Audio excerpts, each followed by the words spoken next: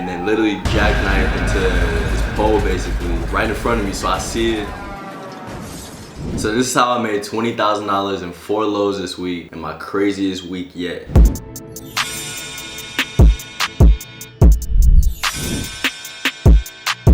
So this week we have 4 loads booked, 2 to Ohio for $6,500 each, 4,000 to Lacey, Washington from Vegas, and then we have 1 load back for $2,100. That equaled $19,100 exactly. Technically we only finished with 19, a little over 19,000, but just rounded up to 20 for the video because I like even numbers. The week started out amazing. I had 2 other loads booked, $4,500 each and $3,600. The load I had personally that I was coming back with, it ended up being too big for the truck. I took an L there. The broker said it would fit. Went over there, it didn't fit. So took a big L for that one because I had loads picking up back in Vegas this week on Thursday and Friday. So I couldn't wait around trying to find loads. So I did it. I did that head back. My other driver coming out of Ohio, I had him a load back.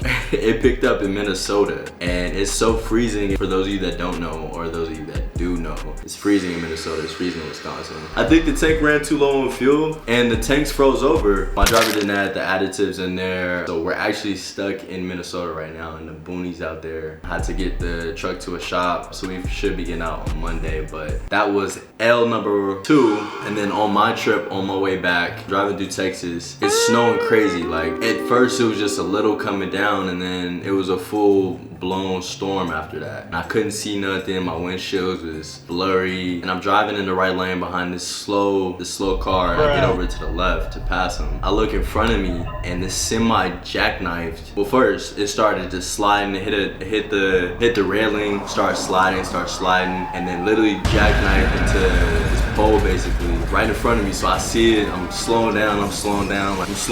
This lady in the back of me hits me in her minivan, and I'm like, you know, I jump crazy. I pull over after I hop out. Her minivan's total, and I'm thinking like, what does mine look like? What does mine look like? So I ran to the back. She damaged the back of my liftgate a little bit, which I did get fixed already, but it was crazy. It was my most intense moment yet on the road. Haven't had anything else like that. But for those of you that haven't gotten on the road yet, or haven't had too many experiences on the road, during bad climates, during bad weather, you know, you want to stay out of the snowstorms, you want to stay out of those bad areas, especially just the high populated highways, especially if you don't have good driving experience and you just, you know, you might be a little shaky. Yeah, stay out of those areas for sure. Right after the accident, after everybody was, you know, good to go by the ambulances and the cops, drove off for like 10 minutes and then got stuck in a traffic jam. Sitting there 2 hours, drove off for about 30 minutes, got stuck in another traffic jam, sitting there 2 hours. I literally was gonna make it home that day.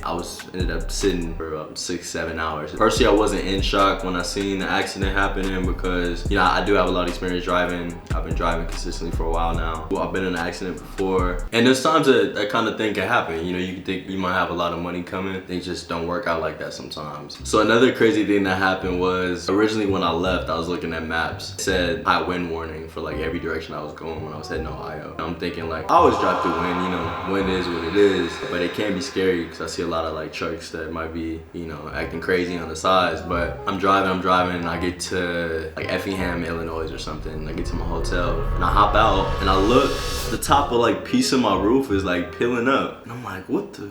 So I'm trying to figure out what to do. A couple people told me like tape it down until I get to a truck shop. Freezing cold in Effingham, Illinois, so I'm like, man, I'm about to wait, you know? I drive off tomorrow. I get to this truck shop that a guy told me I can get it fixed at. Just to get there and him to tell me that he didn't work on stuff like that. Wasted a bunch of time. And actually when I got over there, when I got out and looked again, the roof was just like, it was damn near a hole in the roof, like for real. I ended up wasting like 5 hours driving to a Home Depot, getting a hammer, trying to beat the thing in. Bought the wrong hammer, shit didn't work. Couldn't beat it down the proper way. What do you mean by that?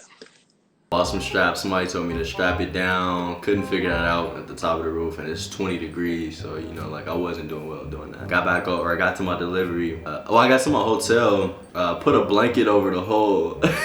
So no snow or just any kind of precipitation would get inside. Made it over to Cleveland. Thankfully, nothing got in the truck. Right after I delivered, I found a truck shop. They repaired it, and we're good to go. But that might have been one of the most, nerve-wracking moments of my life in trucking right now too, because anytime you get claims with a company, you know things just don't go well that way. always. So for those that want to start in this business, don't let my story today deter you from starting. Know and understand that, you know, things like this don't always happen. Just be ready when those things happen. And it's one of the main reasons why you should, you know, stack your bread while you can, you know, each year, just to put up money for when breakdowns happen, when things break. Because I'm good to go right now. You know, my equipment did get messed up for a short amount of time, a couple days. Got both of those things fixed. Like I said last video, bet on your resiliency. Keep grinding, keep putting the work in. DM me, comment, like, subscribe, email me, and let's talk.